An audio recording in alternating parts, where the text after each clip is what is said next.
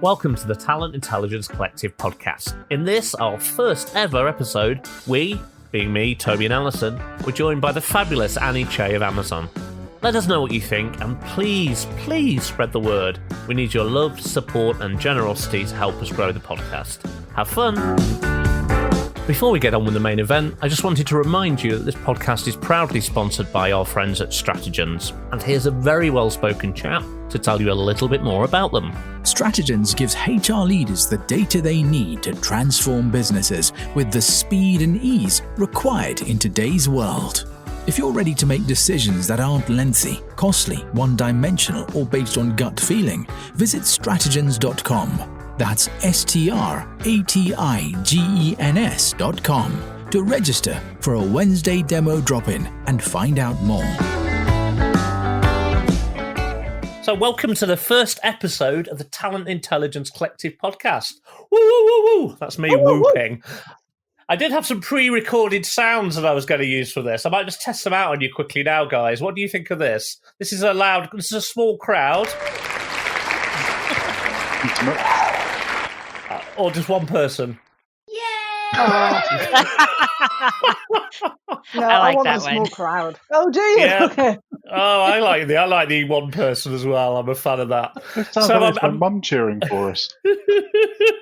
Or my daughter. I did invite her along.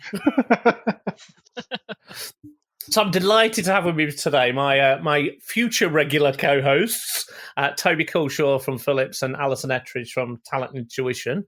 How are we both? Very good, thank you. Good. So perhaps as this is our first pod, you can introduce yourselves properly. So Toby, who are you? What do you do?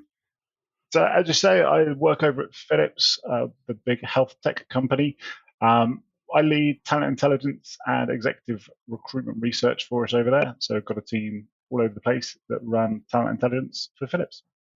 Excellent. And I know I probably should have done ladies first, but I didn't. So sorry, Alison.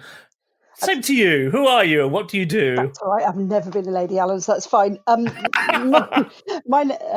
chief believer at a business called Talent Intuition, and chief believer is another word for CEO. But we are a talent intelligence platform that brings together workforce and workplace. And I'm believer because I believe now is the time for organizations to use data and insight around people. Now is the time to use talent intelligence to inform strategy and not just hiring. And now is the time to combine workforce and workplace. Excellent. And we do also have a special guest on the podcast. We'll come on to her in a moment. And a quick FYI, Nick Brooks from Microsoft will be joining us as a regular co-host for future episodes as well. He hasn't bottled this first ever one, I hasten to add. Instead, he and his wife are currently in the thick of dealing with newborn twins. He's holding a bottle. Oh, absolutely. He's got plenty of bottle. I can't imagine the challenge he's going through right now. But anyway, onwards. As this is the first episode, we'll be experimenting with a few things. I think that's fair to say. This could be a little bit rough and ready. So do be kind if you're listening. We haven't had much practice. We're going straight into this and trying stuff out. So to anyone listening, do let us know what works, what doesn't, either via the email address for this show or on the Talent Intelligence Collective Facebook group. For those that are wondering what the hell is Alan Walker doing here, i.e. me, it's a fair question. I'm going to play the role of ill-informed host, here to learn and to keep the show moving along. I am definitely not a talent intelligence expert, and I'm not going to pretend to be. My co-hosts and our guests absolutely are, though. They're not pretending, that is, but experts in the CI stuff. But if I'm a terrible host, just blame Toby for that. He made me do it. So here's how the next 40 minutes are going to pan out. Phase 1 will be my intro, which thankfully we're almost done with.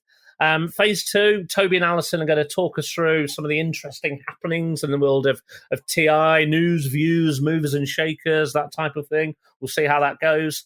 And phase 3, probably the most important part of the show, is we're going to hit our guest, Annie from Amazon, with a barrage of questions. Some insightful from Toby and Alison, some a little dumb from yours truly, but all, of course, expertly handled by Annie. So let's have some fun. Woo! So, Annie, I think that's enough about us. Let's welcome you onto our show as our first ever guest of the Talent Intelligence Collective podcast. How are you? Who are you? And what do you do? Well, what an honor to be the first. So thank you. I am Annie Chae, and I lead a talent intelligence program at Amazon, specific to the Alexa and devices division. As you know, we're a pretty big company, so we have I've heard of you. so we Yeah, have I've heard of Amazon. multiple TI teams. So I have one part of that. I've been at Amazon almost 3 years as a full-time employee. Prior to that, I consulted in 2014 to one of the divisions, focusing and introducing concepts such as battle cards, the discipline and methodology of competitive intelligence in the TA function, as well as HR. And as far as my overall background, I've been in this field over a dozen years. Most of it has been either within consulting firms, so recruiting departments in consulting firms. And that provided quite a bit of a broad perspective of applying strategy or strategic thinking and to the actual execution.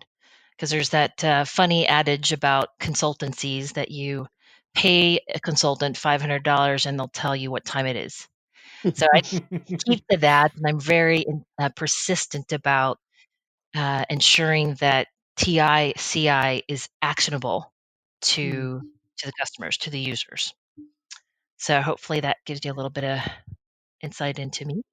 Fantastic, and a great starting point. As I said earlier, we've got a whole heap of questions that we want to fire at you, but we're going to move into the kind of open discussion part of the show now. And I said before, this is something we haven't tried. We're going to give it a go. We'll see how it lands, and we'd really appreciate the feedback from anybody listening as to whether it kind of hits the mark for them. So Toby, what's happening in the world of talent intelligence? Anything cool? Anything insightful? Interesting? Anything that I'll even remotely understand? First two possibly. Last point, not too sure. But there's been a few things in the group that have been quite interesting in the last month. One of the bits I quite like was around capturing feedback on intelligence that people provide. And one bit in particular was looking at the FBI's feedback capture methods and how they score both quality and value of the intel they provide, which caused quite a bit of debate in the group. And I think it's something that we often struggle with as intel providers, is how do we actually know what we're providing as a value to the stakeholders. So yeah, I thought the capture of feedback was quite an interesting topic point in the group this month. That's really cool, because that ties into the conversation that Annie was just talking about, which is how do you make something actionable? Because actually in the FBI quality value, there wasn't really anything about what was the action that was created as a result of this and what was the overall impact. Yep, agree. Oh, that would be really cool. We should share a screenshot of the quality and value metrics as well. If I could add, I think it's important that we change the dialogue around the metrics and measurements of CI/TI, because in the TA space, and depending on where the TI team or program sits, is usually relegated to fall in line to those other ways of measuring outputs. So, for example, if you're in a TA sort of TA organization, research TI is usually aligned to hires, right? How many hires did that research or the name gen or battle cards amount to? And that's super hard to try and track. It's also very manual, and do sourcing recruiters and closers, do they actually take the time? Do they have the time to do that kind of manual tracking? The answer is a big no. And they're not motivated to either. So I love how capturing feedback in a different way is much more meaningful and valuable to, especially to the folks that are funding your program. Yeah. I'm going to, Annie, just for me and my learning as we go through this series. I know we're saving a whole heap of questions for you towards the end of the show. Mhm. What do you mean by a battle card? So battle card, I don't know if there's a lot of folks would argue with me, but the TA function is specifically very closely aligned to the sales function. And so sales, account execs, account managers, whether you're inbound, outbound, you're trained to learn about the competitor's products or services in simple one-pager teardowns. Yeah. We did this initially when I was at Microsoft, right? We got to know the competitors of Office 365 and cloud, et cetera, very well. So battle cards in our space is similar to how do we understand proactively what our competitors' employment value proposition is.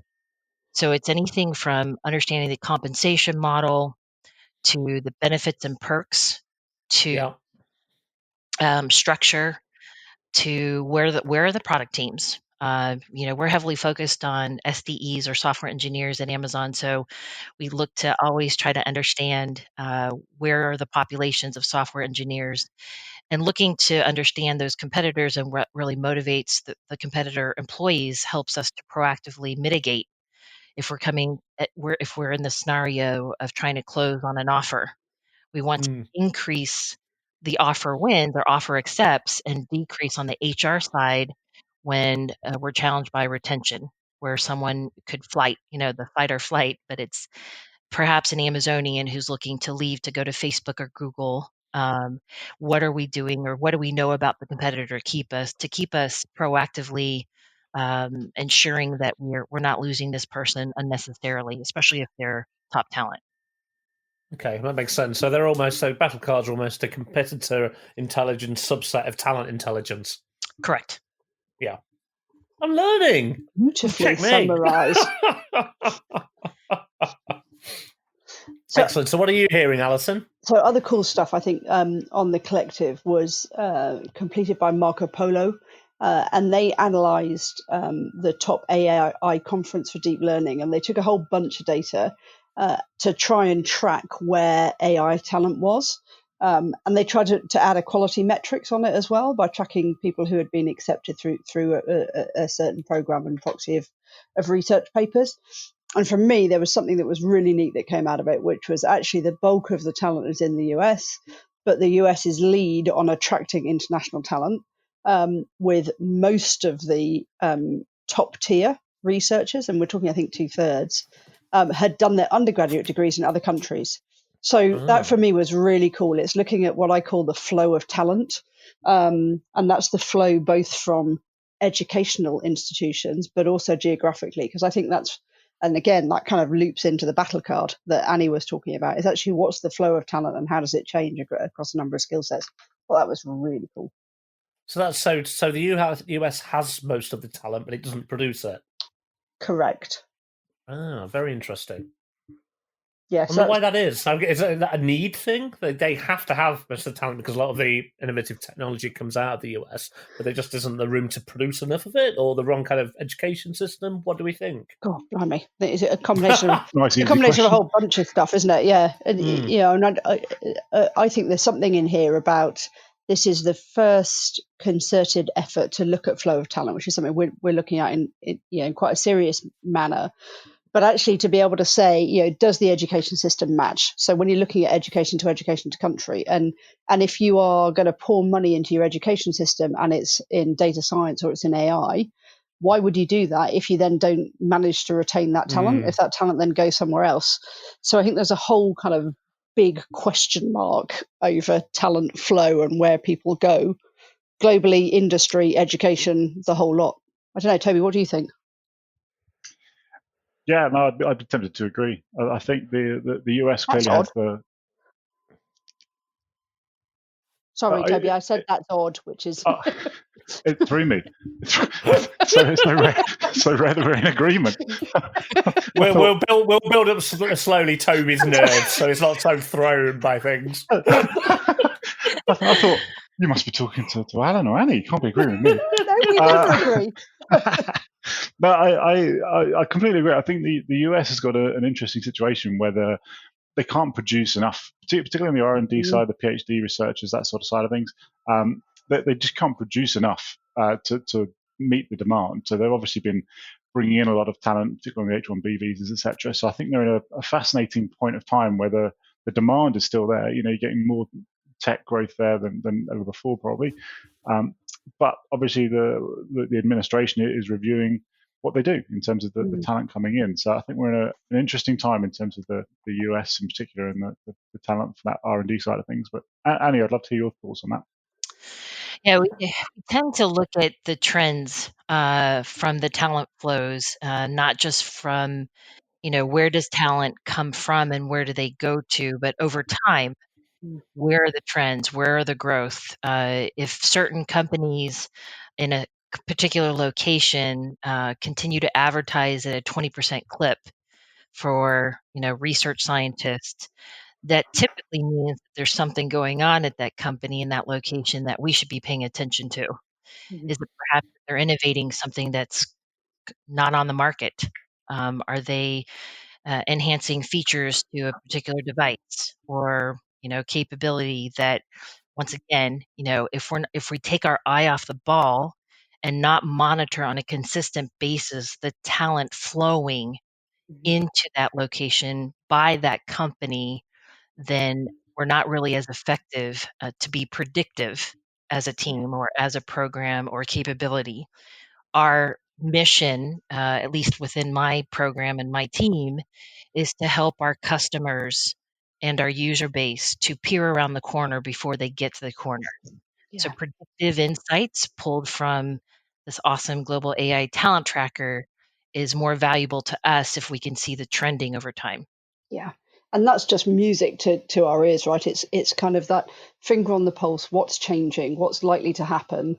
Help me see into the future. Give me a kind of as best a crystal ball as you can, so that we can genuinely apply this intelligence for competitive advantage and not, in inverted commas, just for hiring. I think, and Toby, you talk about that a lot in, what's changing, who's doing what's different, who's taking up real estate, a whole bunch of stuff.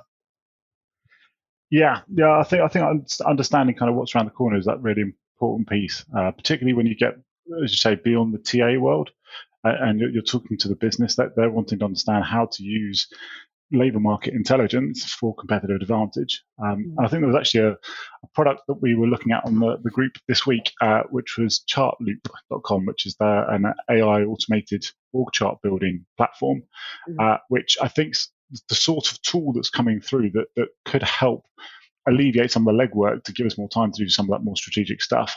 I don't know whether the platforms are necessarily there yet, and I know Alison had a chat in the past around the sort of taxonomy behind that and the challenges behind that. So I'd love to hear your views on that a bit more. But I think those sorts of tools coming out are quite an interesting play at the moment. Yeah, I think there's 2 points to it, isn't it? And so anything that can help to visualize data is going to be useful for particularly your user groups that you're going in. But I think that anything that kind of scrapes and then tries to build an org chart out of it needs to really understand what the company taxonomy is that sits behind it. So if you work, and Annie talked about this, if Amazon's a huge organization, and if you work for one division, you may be called something different to if you work in another division. And those scraping tools have got to kind of figure out a way of getting around that. And we're working really hard to try and build out actually a global company taxonomy. I think that becomes really interesting. HSBC have got something like 253 different registered company names underneath them. If you're trying to build up a big picture, it's actually quite hard to do unless you do the grunt work first. Are you familiar with what LinkedIn is doing? This functionality. So when you where you add in who your manager is and who your team are and your reports and all that stuff. Yeah. Correct. Yeah, so I asked them point blank, is this something that you're building as a future product? And of course, their politically correct answer was, it always could be a possibility. But clearly, the questions are very pointed. As soon as you accept that connect, then the question is asked you, is this a peer of yours? Is this your manager? Does this person report directly to you? So, there's value behind that, but it also is something that to be mindful of the kind of intelligence that is automatically being built within the LinkedIn platform. Oh, absolutely. And that data will be, depending on how many people actually give it to LinkedIn, at least it will be pretty damn accurate, where you can assume something that's scraping elsewhere. How I can't even get my head around how it can accurately match up who reports to who through scraping, because some organizations, as you said, Alison, are so complicated. Yeah. You can't even be led by things like job titles and function and department and even location nowadays to get that stuff right. Yeah, and it's only going to get harder, right? As we move to a place where we've got more disparate workforces, and companies are kind of moving their locations and becoming more remote in their approach to their workforces, it's only going to get harder because they're not going to be nailed to a specific location. Then you've got the whole kind of challenge of the gig economy coming in, and people who kind of work for multiple businesses. Yeah, it's really tough to do. Yeah, it's a really tough nut to crack. And I think there's a whole bunch of actually competitor intelligence that is way more valuable at a strategic level than let me understand the organization chart of a competitor. So do we think there's a future need for org charts? I see a bigger pull from it from an executive search research perspective, but from the broader TI piece, do we think there's a future need for org charts and that kind of tooling, or is it actually more functional charts and the actual operating flow of an organization that's the competitive advantage rather than the actual roles and responsibilities and who reports into who? I absolutely think that it's a necessity on several levels, right? It could be for an individual recruiter sourcer who just needs to understand the landscape. We can't and should not rely on job titles, as we all know. A software engineer at Amazon is not necessarily the same thing as a staff engineer at another tech company. And there's also the comp codes or the pay codes that we more heavily rely on. So having org charts that are readily available and crowdsourced in a way where there's some verification is only that much. It helps equip the individual recruiter, sourcer, recruiting manager, leaders as well. We often like to understand and sort of pick the brain of the hiring manager based off of where that HM came from and understand what is the hierarchy there, help us understand and get smart about this. Should we be pursuing proactively? And this is where a lot of the executive recruiting influence that I've been in a long time ago really comes to play, to really build out a person's ecosystem. Yeah. And then you start to really go into depth as far as help me understand why this person would be top talent or a rock star versus someone else that you consider to be, an A-OK player. So that's just one purpose of org charts. I think something that I experienced at another tech company was when I did gap analysis. Over a 12-month period of time, I had 2 6-month consecutive org charts of a team, and I overlaid them, did quick analysis, and all I wanted to see is how many of the company's alumni were at this other company, and it was mind-boggling. So then you produce this or present it to leadership, to business leaders, to hiring managers, et cetera. They have a lot to say about your insights and the contribution where they lean in, right? And you really start to have strategic discussions about, the monetization of that we lost from that regrettable, Amazonian, for instance, who went to Google, Facebook, Microsoft. That becomes super painful. And that's where the dialogue changes for TI is we're trying to realign more to the business strategy side of this and not just simply going through, pipeline reports and offer declines and offer accepts and start dates. We're really meant to be at this pointy end of the spear, and kind of setting the pace of here's what we need to know. These are the org charts or the org structures, and you kind of become a unified team, right? Where it's eliminating the we versus they of they being the hiring managers and we being TA. Do you know what, Annie? You just talked about people leaning in. You are making me lean in Everything that you're saying, like, oh my God, that is so cool. I'm there. I'm sold.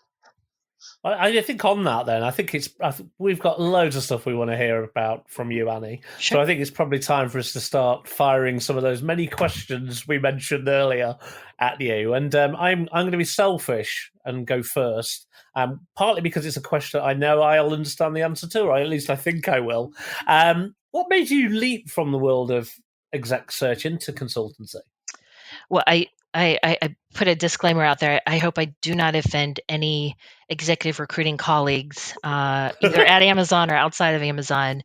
I was very privileged in my career. I had some of the most amazing mentors throughout my career to help develop me and help grow me, whether it was tough love or not.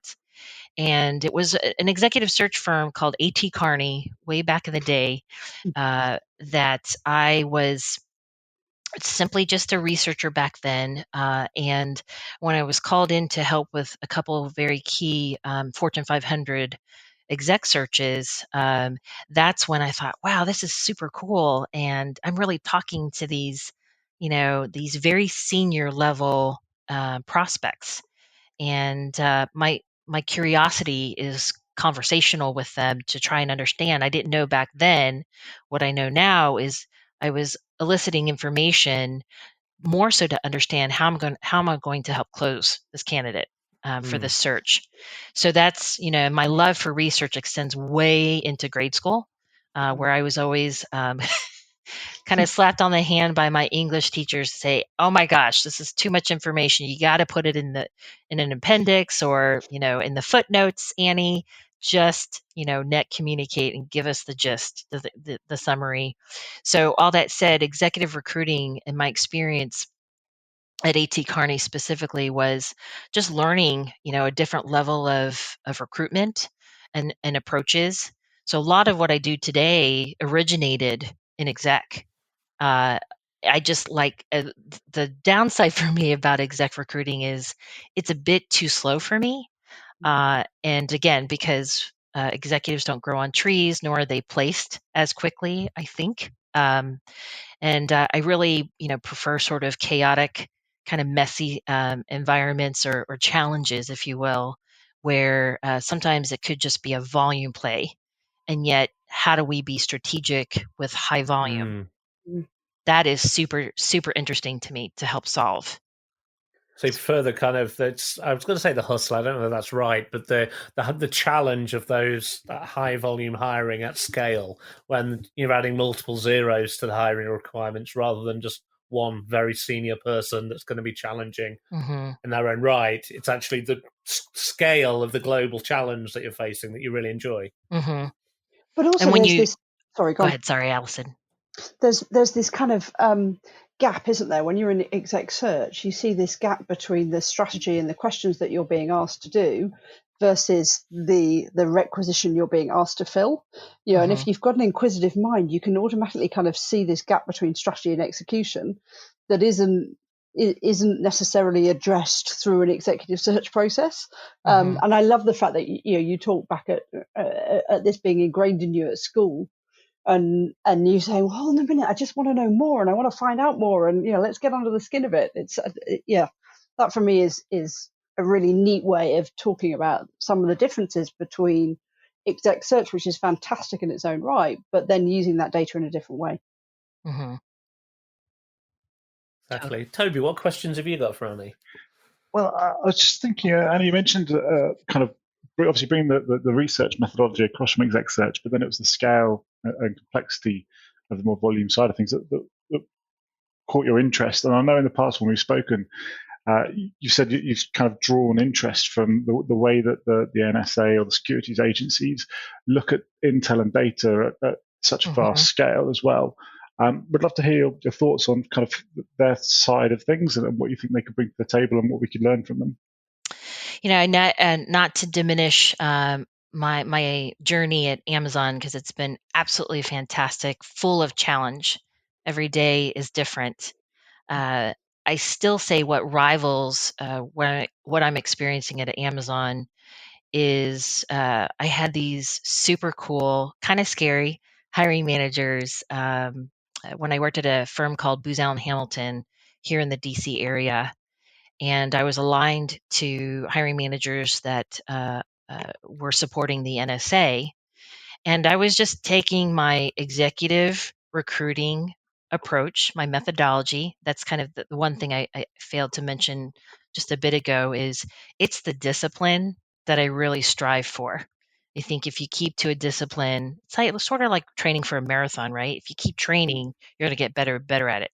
You keep running in races, you're going to keep getting better, right? And striving for that goal of winning a marathon. Something I would definitely wouldn't know because I'm not a runner. But in the respect of understanding your customer, I always say always understand your competitor at the same time. When I was preparing to meet with this group of hiring managers, you know, these intelligence agencies for the United States, they're hardwired to not disclose anything. They're trained deeply on counterintelligence. And all I was doing was preparing for my intake conversations with these hiring managers and the top talent of that team, just to make sure I'm clearly understanding the profile, the business, or the scope of work. Because again, I was a salesperson, so I needed to make sure I fully grasped what they did because their job descriptions were scant. They had to be. We couldn't even publish the security clearance, the U.S. security clearance, nor, in that approach, are these folks that have high-level security clearances, are they online? Are they supposed to be online? They're not even supposed to be on LinkedIn. So that experience completely, I had to unpack and deprogram the way I recruited, the way I sourced, the way I researched. And so these hiring managers taught me, and when I had that first intake discussion, they called it social engineering. Oh my gosh, Annie, you're social engineering me. And I'm like, what? What are you talking about? And they're like, well, how do you know so much about my background or, everything from school to who I graduated with, where I landed? And I kind of was trying to be facetious in a way where I was like, you do realize that I am a part of HR. And so I have access to HR systems. So I'm going to look at your background. I don't have, access to like your performance ratings or whatnot.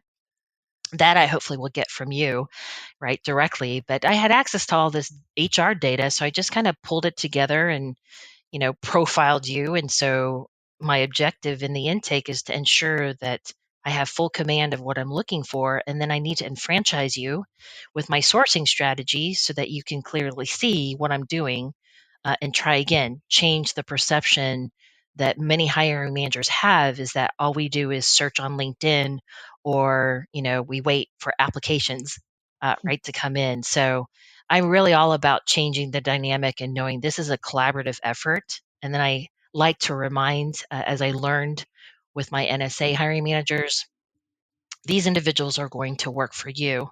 I'm merely a facilitator. And so I like to always start an intake conversation, disrupting it a little bit, and ask them, have you ever made a bad hire? Tell me about it. Oh boy. There hasn't been one person who said, no, I never made a bad hire, but it's memorable, right? And so when I set the tone with, let's not make that bad hire together, then again, I think it tightens the partnership and it helps to level the playing field. And I do like to show them, here's my strategy. I need you to weigh in. I need you to help me prioritize what channels I should be spending time in. And by the way, again, because of the NSA and the CIA, y'all know each other and I don't. And so they're going to look at me and they're going to say, A, she's a woman, and B, she's Asian. Is she born in the United States? So I had to completely learn a different way of approaching recruiting these highly cleared agents, and I was in the hacking side of these two agencies, so that was even more, could have been more insidious, but they really taught me a lot because a lot of what I was doing just in my role, they would do, but to help protect the United States That's a completely different end of the spectrum. Absolutely. Just on that point, a little aside. So every hiring manager admitted they made a bad hire, but did any of them admit it could have been his or her fault rather than TA's? It's I mean, that's the honesty, sort of sometimes it would be the black mirror, I would help to put in front of them, and equally owned, right? If or as when TA is responsible for that. But once again, hopefully the hiring process will help with the checks and balances to mitigate bad hires. But ultimately, that does happen. So I don't shy away from being responsible, but I think that's why I spend a lot of time in pre-work, pre-research. If I'm in that capacity of a recruiter or sourcer, my job now is to ensure that our recruiters and sourcers and recruiting managers and leaders are well equipped with the support they need to convey their expertise about the market to their businesses, to their customers. Makes sense. Alison, I know you had a couple more questions. I'm just enlightened. Actually, this whole conversation is so cool. So I guess there's a lot that our listening audience could learn from Annie, and not least, I guess, is what are the key mistakes that companies make when setting up a talent intelligence team for the first time?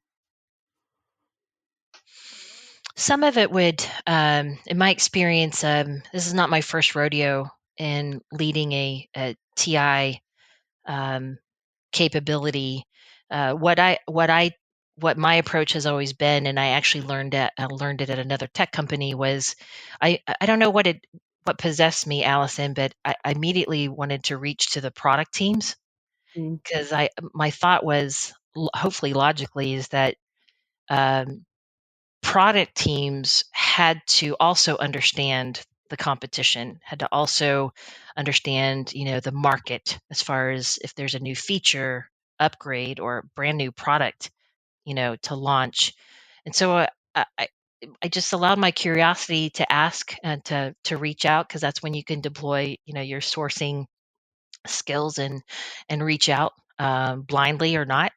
And so I studied under kind of a couple really cool product managers, and they taught me how they approach, also understanding the competition, who they work with, who are their close in proximity, whether it's the software engineers, quality, sales, etc.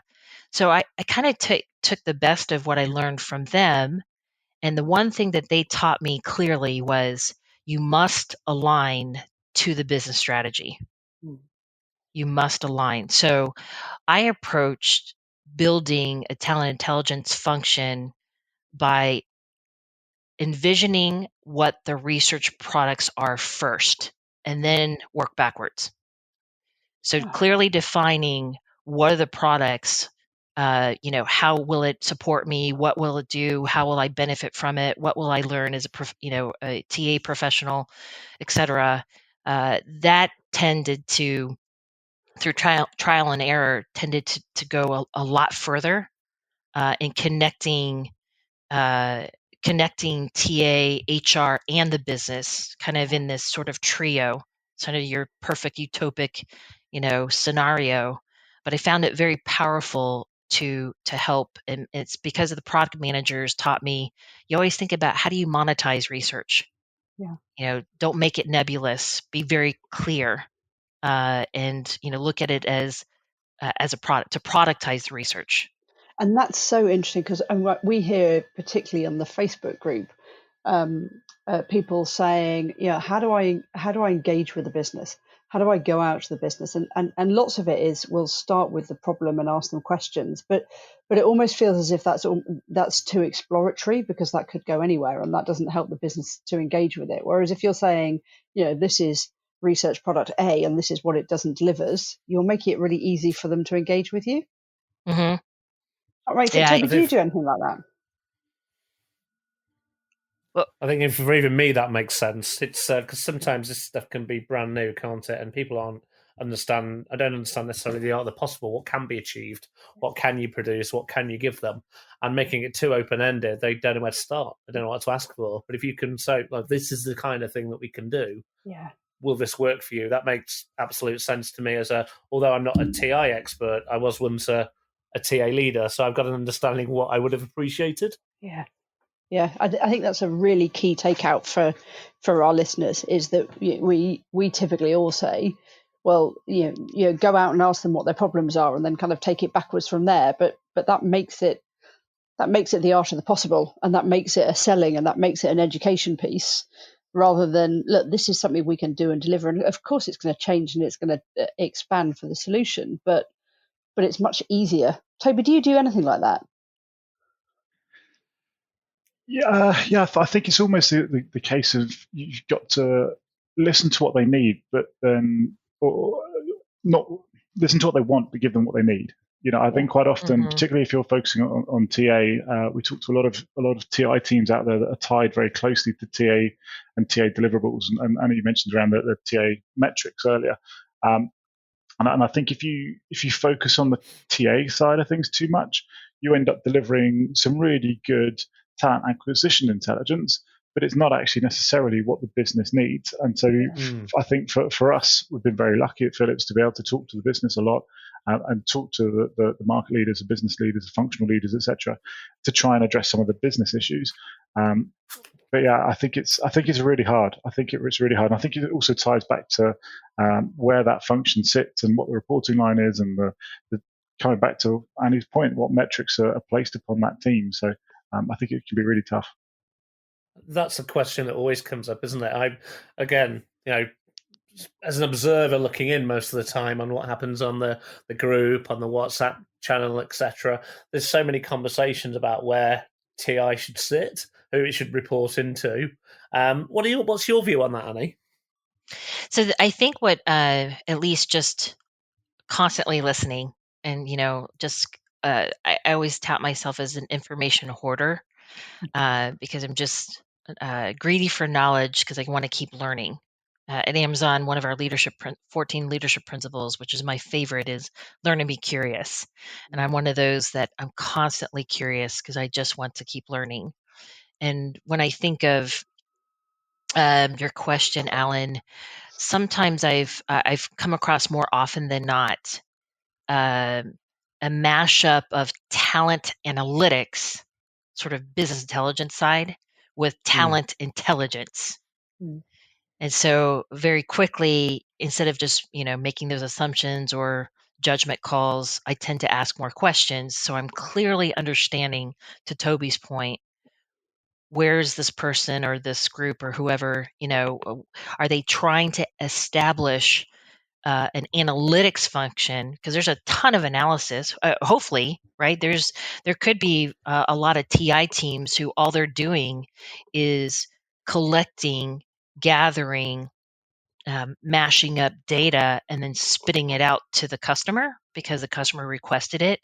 But what the customer, at least in my experience, really wants is they want the analysis, and then they want the recommendations, right? Because at least in our domain, in Alexa devices, there's so much that a recruiter is responsible for, so much for Sourcer. A lot of it is administrative because we have multiple systems that we work with just to transact a candidate, that they don't have time, right? And so sort of the subtle expectation is, I need to understand where else I could search for software engineers outside of an overly saturated market.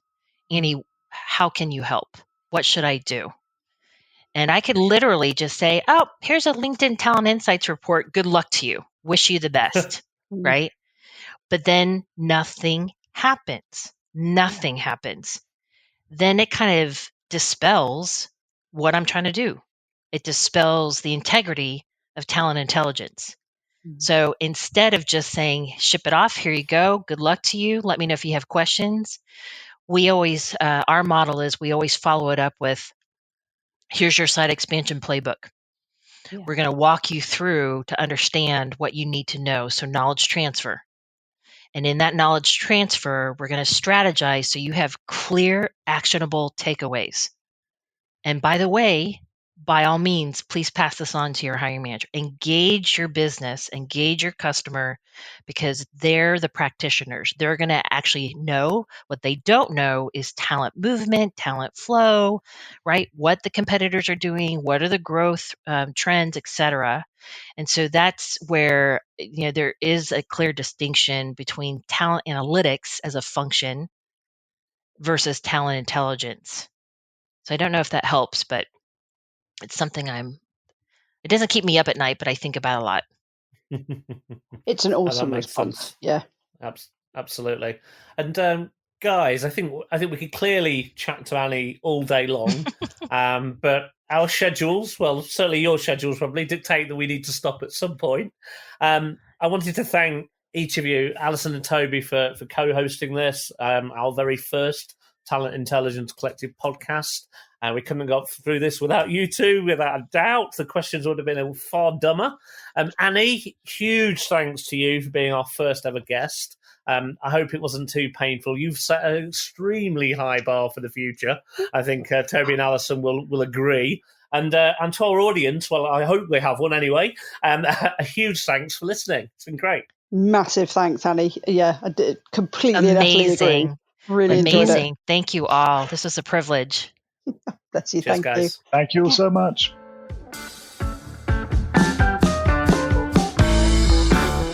Thanks for listening. Before you go, I wanted for the last time to remind you about our generous sponsor, Stratagens.